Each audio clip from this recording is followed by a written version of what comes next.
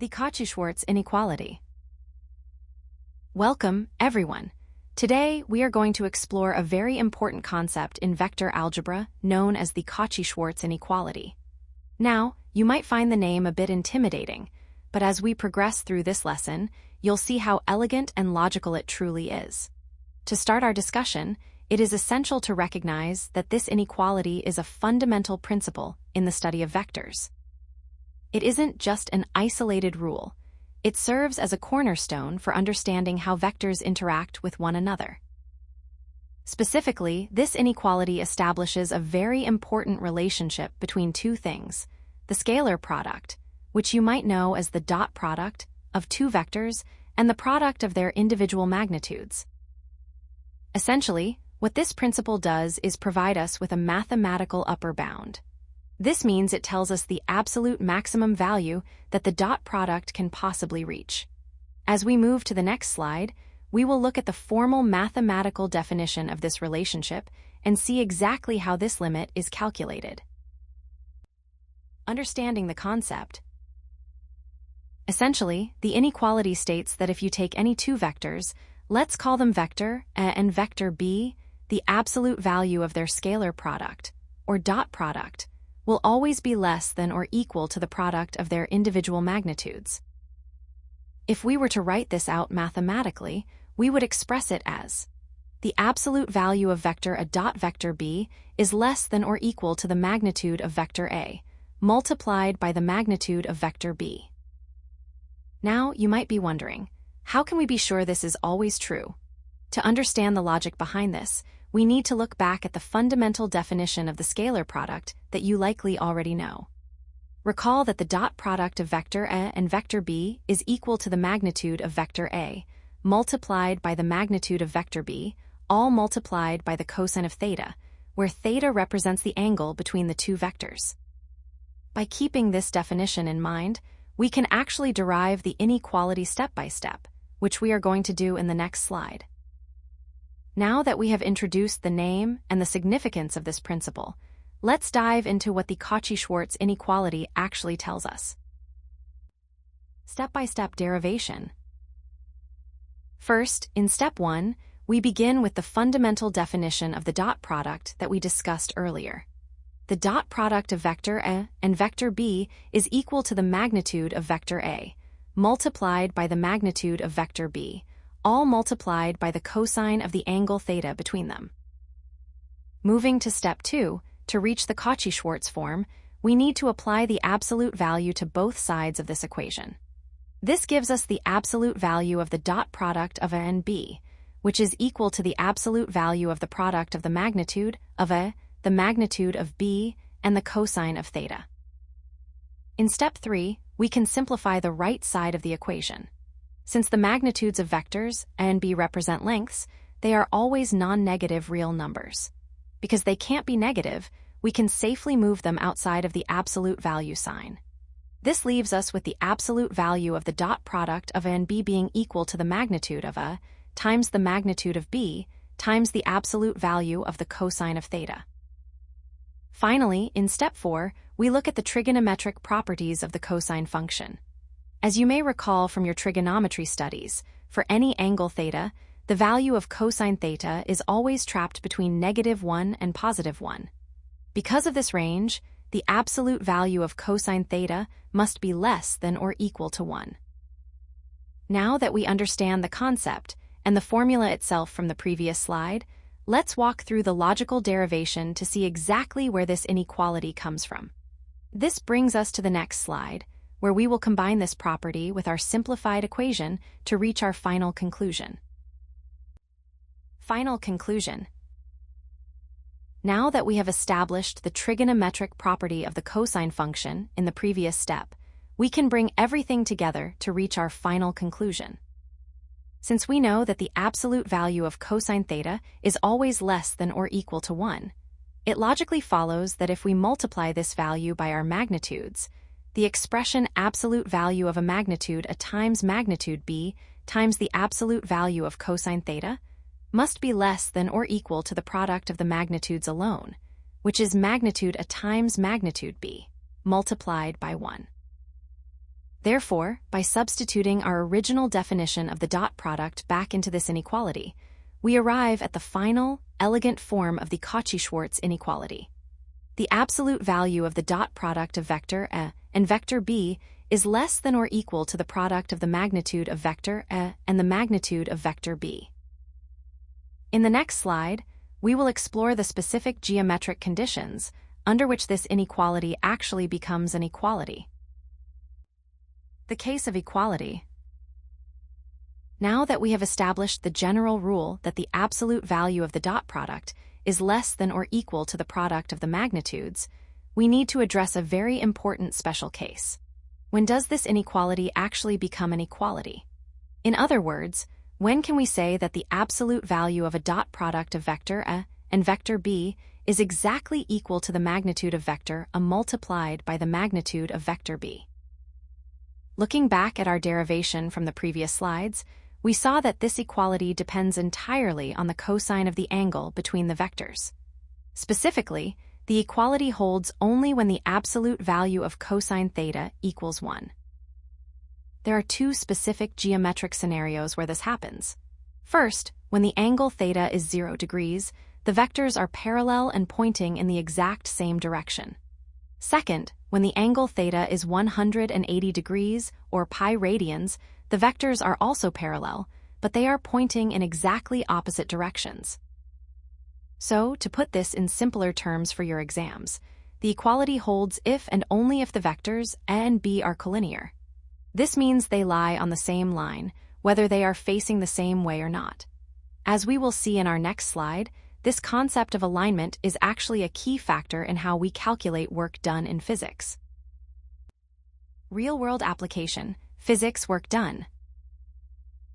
Now that we have mathematically derived the inequality and understood the conditions for equality, let's step out of the abstract world of vectors and see how this principle actually applies to the real world. Take a look at slide 6. A very practical application of the Cauchy-Schwarz inequality can be found in physics, specifically within the concept of work done.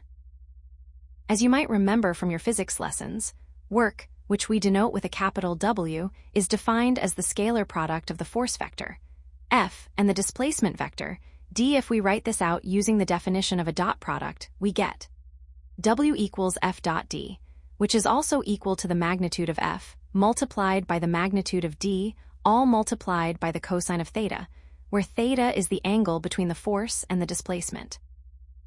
Now, if we apply the Cauchy-Schwarz inequality we just studied to this physics formula, we arrive at a very important conclusion.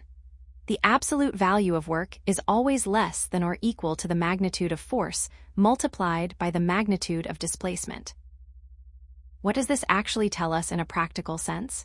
It tells us that if you have a fixed amount of force and a fixed displacement, the maximum possible amount of work is performed only when the force is applied exactly in the same direction as the displacement. In this specific case, the angle theta is 0 degrees, which makes the cosine of theta equal to 1. However, if you apply that same force at any other angle, the cosine value will be less than 1, meaning the work done will always be strictly less than the simple product of the force and displacement magnitudes. This perfectly illustrates the upper bound concept we discussed in our opening slides. Numerical example. Now that we have established the theoretical foundation and seen how this applies to physics, let's work through a concrete numerical example to see the inequality in action. We will use two specific vectors. Vector A equals 2i hat plus 3j hat, and vector B equals 4i hat minus 1j hat. First, let's perform step 1, which is to calculate the scalar product of vector A and vector B. We multiply the corresponding components, 2 times 4 plus 3 times negative 1. This simplifies to 8 minus 3, giving us a result of 5. Taking the absolute value of 5 is simply 5. In step 2, we calculate the magnitude of vector A. We take the square root of 2 squared plus 3 squared, which is the square root of 4 plus 9, resulting in the square root of 13, which is approximately 3.605. Moving to step 3, we find the magnitude of vector B. we take the square root of 4 squared plus negative 1 squared. This is the square root of 16 plus 1, which is the square root of 17, approximately 4.123. In step 4, we calculate the product of these two individual magnitudes. Multiplying the square root of 13 by the square root of 17 gives us the square root of 221, which is approximately 14.866. Finally, in step 5, we compare our results. We can clearly see that 5 is indeed less than or equal to 14.866. Therefore, the Cauchy-Schwarz inequality is successfully verified for these vectors. While this calculation confirms the principle, we must be careful, as there are several common mistakes to avoid during this process, which we will discuss in the next slide.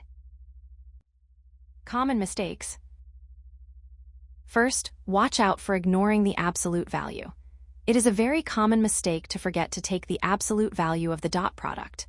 Now, if the dot product of vector A and vector B is a negative number, the inequality where the dot product is less than or equal to the magnitude of A times the magnitude of B is technically still true. However, that isn't the Cauchy-Schwarz inequality we are studying. The actual principle specifically refers to the magnitude of the product, which is the absolute value of the dot product of A and B. Always remember those absolute value bars. Second, try not to confuse the dot product with the product of the magnitudes.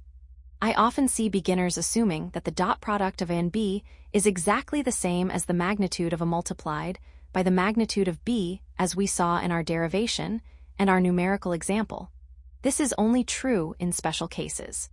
It is crucial to remember that the dot product depends heavily on the angle theta between the vectors, whereas the product of the magnitudes is independent of that angle. Finally, be careful not to misinterpret the condition for equality. Some students assume that the equality only holds when the vectors are pointing in the same direction.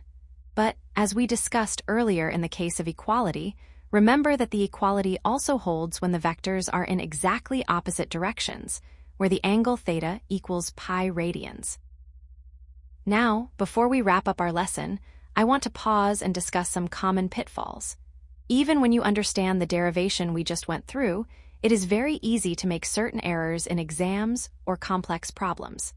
Keep these points in mind as we move to our final summary of the key takeaways. Key takeaways. First, let's restate the core formula. Remember, the absolute value of the dot product of vector A and vector B is less than or equal to the magnitude of vector A multiplied by the magnitude of vector B. This is the fundamental relationship we've been working with throughout the presentation. Now, you might be wondering, why does this inequality exist in the first place?